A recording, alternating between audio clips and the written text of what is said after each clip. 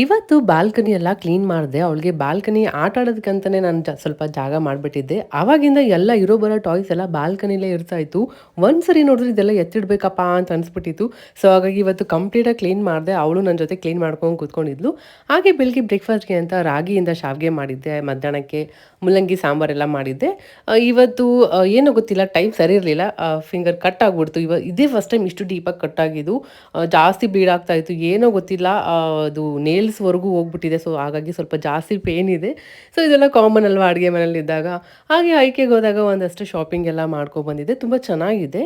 ಇಯಾನ ಅವಾಗವಾಗ ice cream ಬೇಕು ಅದು ಅಂತ ಕೇಳ್ತಾ ಇರ್ತಾಳಲ್ವ, ಹಾಗಾಗಿ ಪುಟ್ಟದಾಗಿ ತುಂಬ ಚೆನ್ನಾಗಿತ್ತು. ಜಸ್ಟ್ 99 ರುಪೀಸ್ಗೆ ಸಿಕ್ಕಿದ್ದದು. ಕ್ಯೂಟ್ ಆಗಿತ್ತಲ್ಲ ಅಂತ ಸರಿ ಅಂತ ತೊಗೊಂಬಂದೆ. ಹಾಗೆ ಇನ್ನು ಕೆಲವಷ್ಟು ತೊಗೊಂಬಂದಿದ್ದೀನಿ. ಆದಷ್ಟು ಬೇಗ ಯೂಟ್ಯೂಬ್ ಲಾಂಗ್ ವಿಡಿಯೋನ ನಾನು ನಿಮ್ಮ ಜೊತೆ ಶೇರ್ ಮಾಡ್ತೀನಿ. ಹೋಗಿಲ್ಲ ಹೆಂಗನತ್ತವು.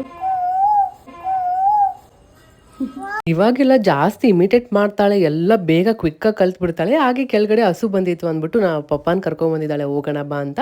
ಸೊ ಆಕೆ ಅಕ್ಕಿ ಬೆಲ್ಲ ರೊಟ್ಟಿ ಎಲ್ಲ ತೊಗೊಂಡೋಗಿ ಯಾನ ಕೆಳಗಡೆ ಕೊಟ್ಟು ಬಂದ್ಲು. ಯಾವಾಗಲೂ ಅಷ್ಟೇ ಸೌಂಡ್ ಬಂದಿದ ತಕ್ಷಣ ಫಸ್ಟ್ ಓಡೋಗ್ಬಿಡ್ತಾಳೆ, ಹೋಗೋಣ ಬಾ ಅಂತ. ಹೋಗಿ ಬಂದಮೇಲೆ ಎಷ್ಟು ಅಬ್ಸರ್ವ್ ಮಾಡಿದಾಳೆ ನೋಡಿ. ಬಂದಮೇಲೆ ಅವಳು ಯಾವ ಥರ ಎಲ್ಲ ಅಬ್ಸರ್ವ್ ಮಾಡಿದಾಳೆ ಅಂತೆಲ್ಲ ಹೇಳ್ತಾಳೆ. ಸೊ ನೀವೇ ಕೇಳಿ. ಹೋಗಿ ಬಂದ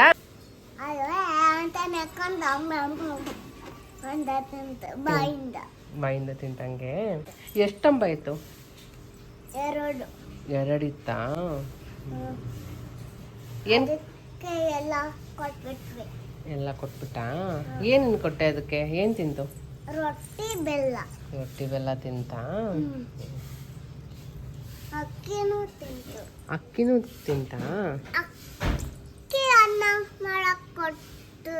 ಓ, ಅಕ್ಕಿ ಅನ್ನ ಮಾಡಕ್ ತಗೊಂಡ.